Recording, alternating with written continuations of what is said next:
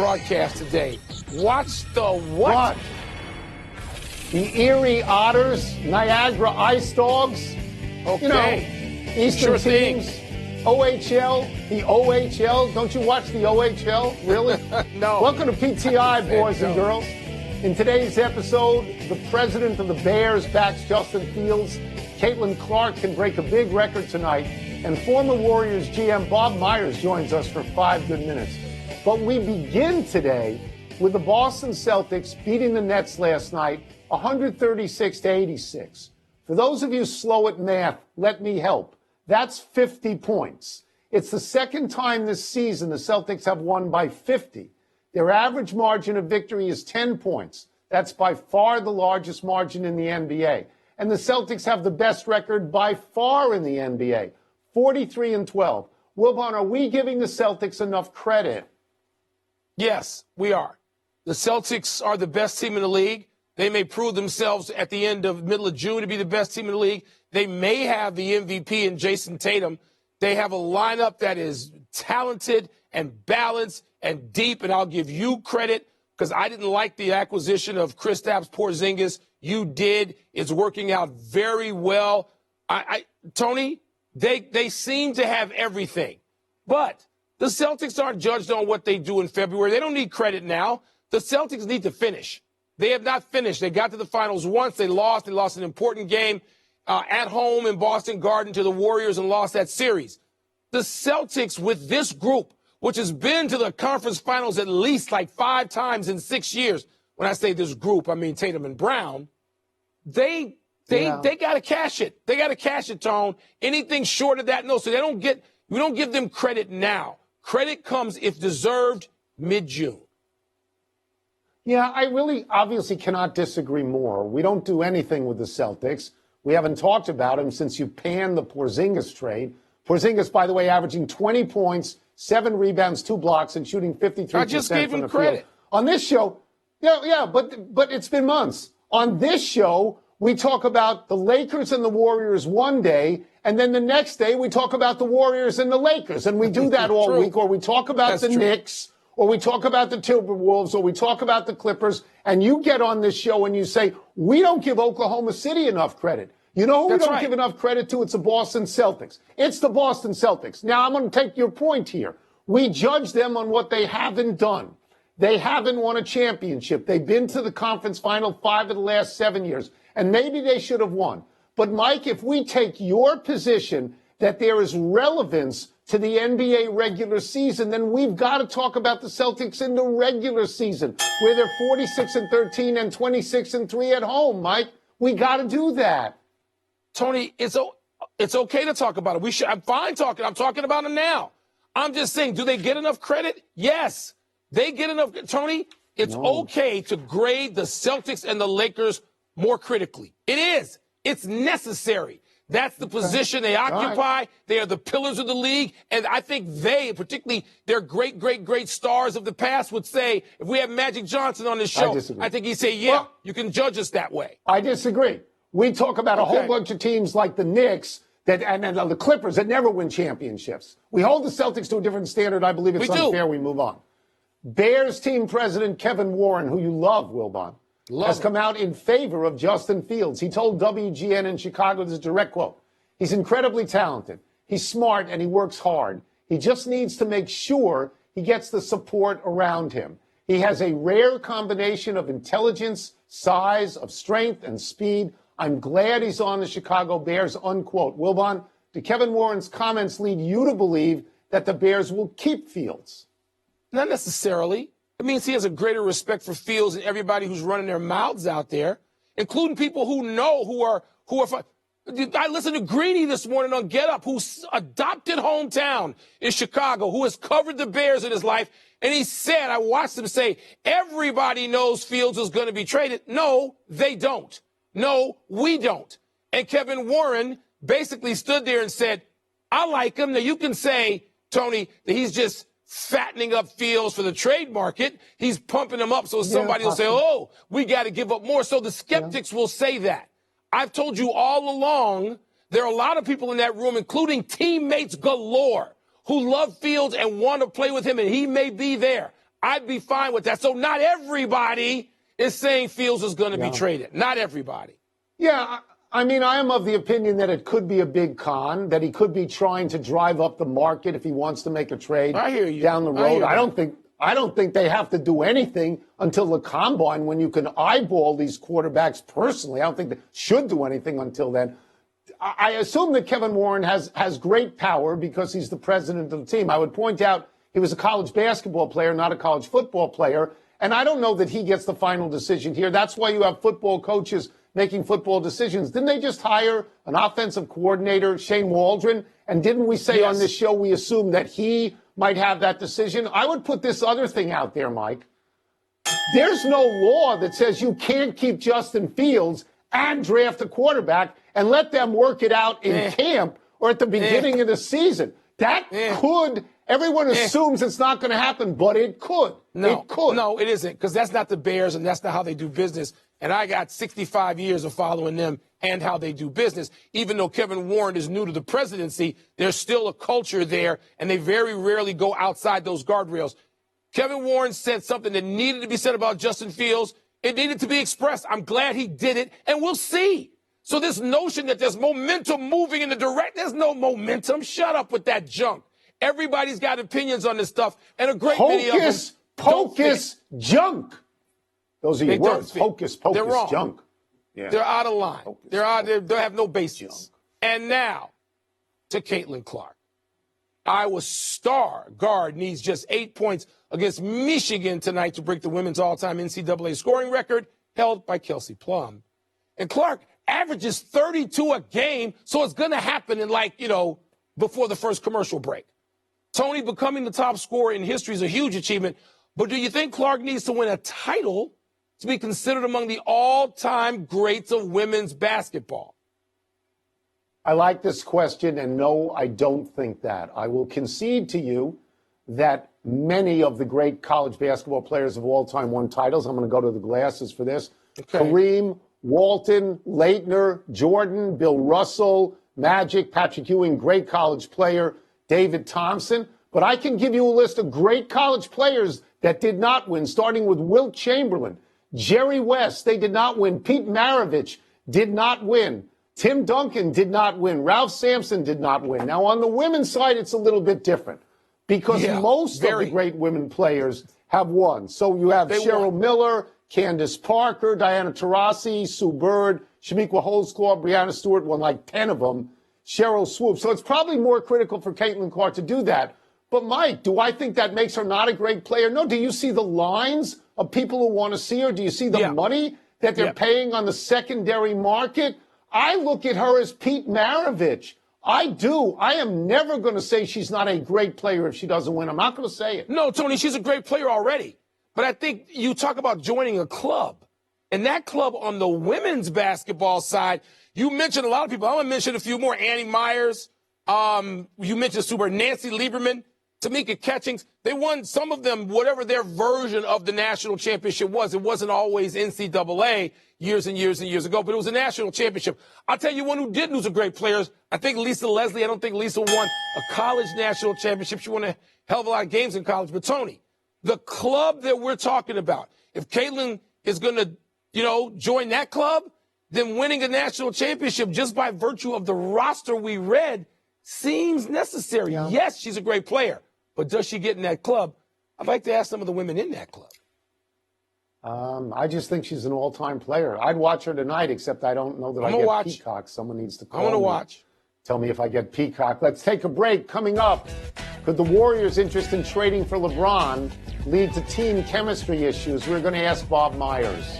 Aren't you streaming yet? You can get anything. We'll also ask him what he sees in the future for LeBron and the Lakers. You can get it. You can get it. We don't give the Celtics enough. Yesterday's report that the Warriors inquired about LeBron James before the trade deadline made us want to talk to our friend ESPN NBA analyst, former Warriors GM Bob Myers. I'm going to have to go to the glasses because his first question is really long. Draymond Green reportedly encouraged the Warriors' pursuit of LeBron. That would have led, obviously, if you make that deal, to the trading of teammates. If you were still with the Warriors, how concerned would you be that had that thing gone through, that might have led to chemistry issues? A lot there in the question, Tony. You know what's different now is it feels like much different than the past, even 10, 15, certainly 20 years. Everything you do comes out in the public, and that wasn't always the case. I mean, I might ask Wilbon or you, Tony. I mean, I bet somebody called on Michael Jordan. I mean, as crazy as it sounds, I bet there's somewhere Jerry Krause or Reinsdorf would say, we got to call on Michael Jordan. But I don't know if that happened, but I bet it did. We got word that Kobe Bryant at one point might want to be traded. But now, more than ever, anything you do or say or consider is public. So you have to always consider what that means. Is the pursuit worth it? I wasn't there. I don't know what happened in this situation, but certainly seems like it was accurate. Woj knows what he's doing, so I believe what was written. You're always concerned about your team chemistry, but I think there's a sentiment amongst players now, Tony, that everything is out there in the world. People have to be insensitive to it. People's names are floated through trades all the time, probably more than ever before. It feels like, though, in this case, I don't know if feelings were hurt because it feels like no offer was ever even made. I didn't hear an exchange of offers. I didn't hear that we would have done X, Y, or Z. It felt like, is this guy available? No, he's not. So I don't know if people got their feelings hurt. I hope they wouldn't. They wouldn't in that case, but what do I know? So that's how I see it.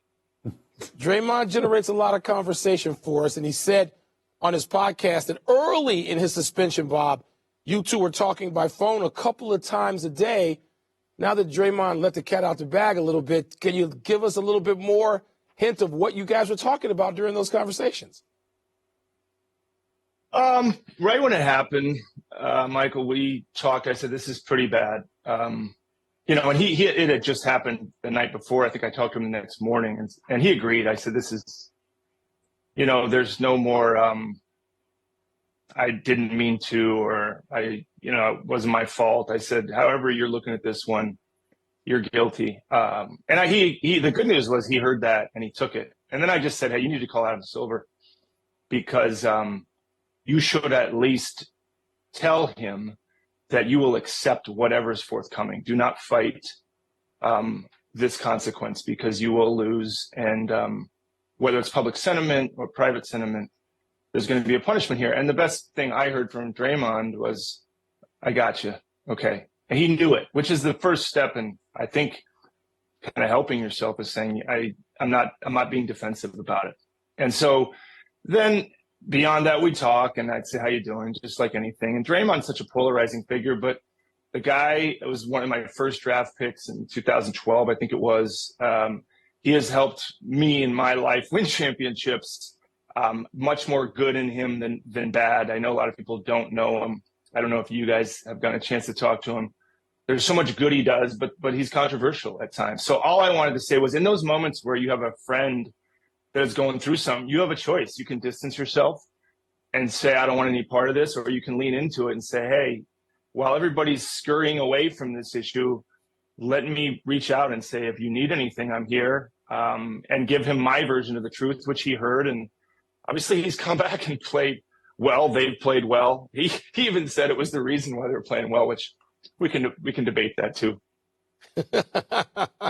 You can't go more than 5 minutes without having a LeBron question. So here goes. LeBron's got a $51 million option on his next season. Where do you think he and the Lakers, Bob, go from where we are right now? If I had to pick if we were in Vegas and we had to bet on an outcome, I'd bet on LA. I just think he's got such roots there. I think he's invested in so much off the court there. He lives there. He likes living there. It feels like the Lakers are a pretty prestigious place to be. That city is the capital of entertainment, which he's invested in. I think he enjoys it there. He enjoys how he's able to move amongst a lot of celebrities there. That would be my guess. As long as they finish in a way where he feels like they can compete. I know he's one of the most ultimate competitors ever to play basketball. I think near the end of his career here, wants to feel like he has a chance to win another championship. The Lakers have played better to give him that sense lately.